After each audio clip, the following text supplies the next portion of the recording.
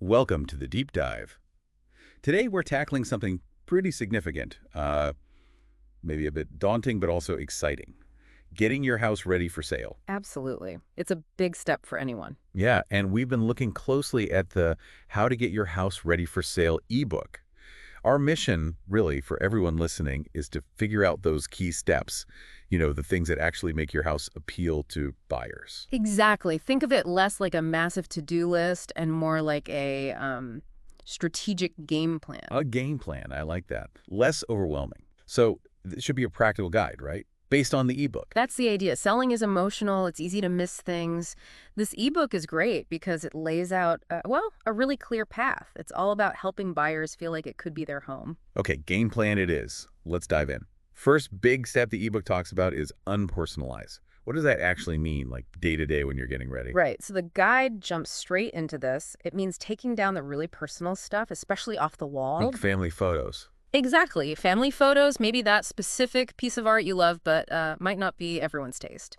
The whole point is a buyer needs to picture their life there. And your things, lovely as they are, can sometimes get in the way of that vision. It's like they're looking at your life, not imagining their own. Makes it harder to connect. That's a good way to put it. You want them imagining their stuff, not yours. Yeah. Okay, the ebook also mentions packing away personal bath items.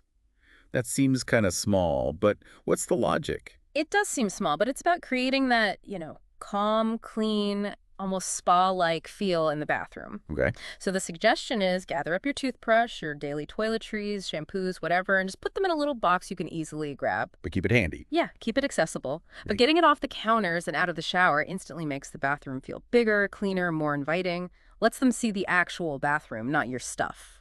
Smart. Streamline the look. Okay, Yeah. what about favorites? The ebook mentions things you might really want to take with you.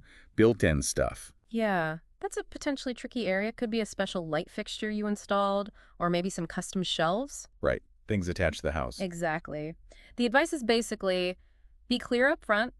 Either take it down before you list and replace it with something neutral, Okay. or make it super clear in the listing details what stays and what goes. Transparency is key here. Avoids any confusion or, worse, disappointment down the line. Absolutely. No surprises during negotiation. Okay, step one, unpersonalize. Got it. Right. What's the next big move according to the ebook? Next up is declutter. This is where you really focus on creating that feeling of space everywhere. Everywhere. But the ebook suggests starting with the closets.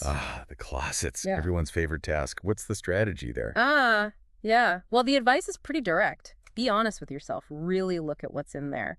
And be ready to, trash or donate what you genuinely don't need anymore. Buyers will open and close it. They always do. And if stuff is falling out, it makes them think the house doesn't have enough storage, even if it actually does. A closet with some empty space looks way better. Suggests good storage. Less is more. Definitely in closets. Okay, what about surfaces? The book says clear them off. Which ones? Pretty much all of them. Kitchen counters are a big one.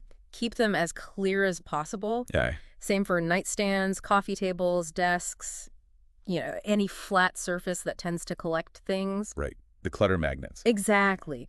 Clear surfaces just make rooms feel bigger, more open, more functional. It helps buyers see the actual space, not just your day-to-day life spread out. That makes total sense. Visual breathing room. Yeah. But what if you have a lot of stuff you do want to keep, just not right there during showings? Yeah, that's a common issue. And the ebook has a really practical suggestion. Think about renting a small storage unit temporarily. It lets you get that excess stuff out of the house, achieve the decluttered look buyers like, but without forcing you to make permanent decisions about everything right now. That's a great tip, actually. Take some pressure off. Okay, so we've unpersonalized, we decluttered. What's number 3 in the plan? Step 3 is organize. So decluttering was about removing stuff. Organizing is about arranging what's left so it looks neat and functional. Right. So it's not just hiding things, it's making what's visible look intentional, cared for. Examples. Well, the ebook mentions kitchens and bathrooms again, inside the cabinets this time. Okay. Just lining things up neatly, stacking dishes uniformly, arranging toiletries in rows. It sounds simple, but when a buyer opens the cabinet and sees order, it sends a subconscious message. Like the house is well maintained. Exactly. Attention to detail. It creates a good feeling, even if they don't consciously think, wow, the cans are aligned. Okay. And I saw something about ultra organizing. What's that about? Sounds intense. It does sound a bit much, but the ebook playfully suggests taking it up a notch, like maybe alphabetizing your DVDs or CDs, Seriously. or even your spices. You probably wouldn't live like that normally. Definitely not my spice rack. Huh. Mine either. But doing it for showings suggests, again, this incredible level of meticulousness. It implies the whole house has been looked after that carefully. It's a bit psychological. Okay, I can see that. Hmm. An extra touch. What about coat closets, those entry spaces? Yeah, the ebook calls those out too. Same principle as other closets, make them look roomy and functional. Coats hung neatly, shoes tidy, shelves organized. First impressions right when they walk in. Got it. Organize what's left. Okay, makes sense. Unpersonalize, declutter, organize. What's step 4? Step 4 is repair. This is about fixing all those little things you might have, stopped noticing, things that buyers will notice. Right, the nagging little issues. The book mentions painting loud rooms. What's a loud room? Think really bold colors, maybe a bright red dining room or a deep purple bedroom. Colors that are very specific to your taste. Okay. The advice is to consider painting them a neutral color. Beige, gray, off-white. It goes back to unpersonalizing, really. Lets buyers imagine their furniture, their style in the space. It's just easier for them. Removes a potential objection right away. Okay. What about other small repairs? It said something about drips. Yes, no drips is what the ebook says. Fix every single leaky faucet. Even a tiny drip can make a buyer worry about bigger plumbing problems. Good point. It's usually a simple fix, like a washer, but it stops that little seed of doubt. Absolutely. That sound is annoying too. And what about things like sticky drawers or squeaky doors? Stuff we just live with. Spot on. The ebook uses the fun phrase open sesame for that. Uh, Fix the creaky doors, the drawers that jam.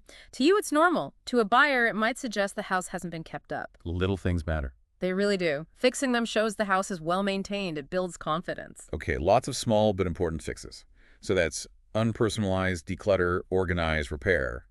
We're getting there. Step 5. Step 5 is a big one, maybe the most obvious but crucial. Clean. Seriously clean. Like really, really clean. Exactly. A sparkling house makes a huge difference. It just screams well cared for, makes everything feel fresh and inviting. No question. Yeah. Where does the ebook suggest focusing the cleaning efforts? Flooring gets a big mention. If you have wood floors, give them a good wax so they shine. Nice. Carpets, get them professionally steam cleaned, remove stains, smells, everything. And then, crucially, daily vacuuming and tidying while it's on the market. Keep it consistently clean. Right, it's not a one and done clean, it's maintenance. What about dusting? Absolutely. Thorough dusting. Furniture, light fixtures, ceiling fans, tops of bookshelves, all those places dust loves to hide. The forgotten spots. Yeah, dust makes a place feel tired. Get rid of it all. In bathrooms and kitchens, I assume, need that extra sparkle. Oh, definitely. The book highlights recaulking around tubs and sinks. Fresh caulk looks so much cleaner. Sure. And polishing all the chrome and metal fixtures until they gleam. A super clean bathroom and kitchen are major selling points. Huge impact. Okay, clean everything until it shines. Got it. So the inside is looking amazing. But that first impression happens before they even open the door, right? Curb appeal. Exactly. Which brings us to the 6th and final key step in the ebook. Spruce outside. Makes sense. Can't forget the exterior. What are the main things to tackle outside? The lawn is number 1. Keep it mowed regularly. Sounds basic, right? Yeah, but important. But a neat, tidy lawn makes a massive difference to that first impression. Shows you care. Definitely. An overgrown lawn is just sad looking. What else outside? Trim the shrubbery, any bushes around the house. If they're overgrown, they can block light, make the house look dark or smaller. Or just look messy. Or just look messy and neglected.